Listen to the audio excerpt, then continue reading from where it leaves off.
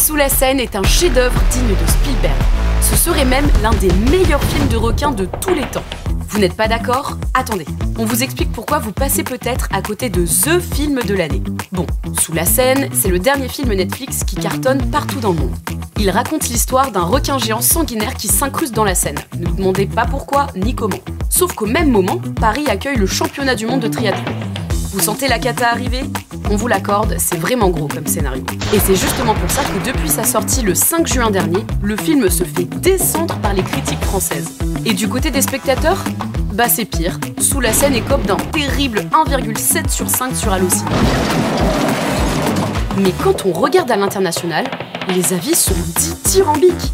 Si en France on traite Sous la Seine de vieux nanar à la Sharknado, chez Variety, on parle d'un film digne des Dents de la Mer. Un blockbuster intelligent qui aurait mérité sa diffusion au cinéma. Idem chez The Guardian, qui dit les termes, ce serait tout simplement l'un des meilleurs films de requins de tous les temps. Et pompons sur la Garonne, enfin sur la Seine du coup. Même Stephen King, le roi de l'horreur, a validé le long métrage. Je pensais que Sous la Seine serait un film farfelu, comme Sharknado, mais Twitter m'a convaincu de le regarder. Et il est vraiment très bien. Les 25 dernières minutes étaient incroyables. Et si vous vous demandez à quoi ressemblent ces 25 dernières minutes, bah il se passe ça.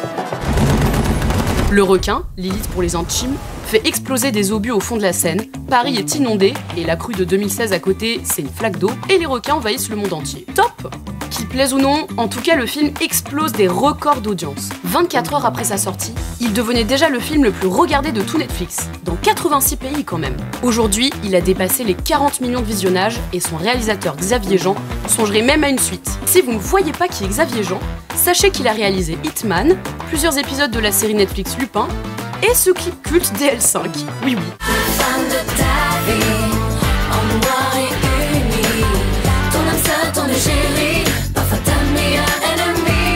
Seul ombre au tableau, le scénariste et réalisateur Vincent Dietschy accuse Netflix de lui avoir volé son scénario qu'il aurait déposé en 2011.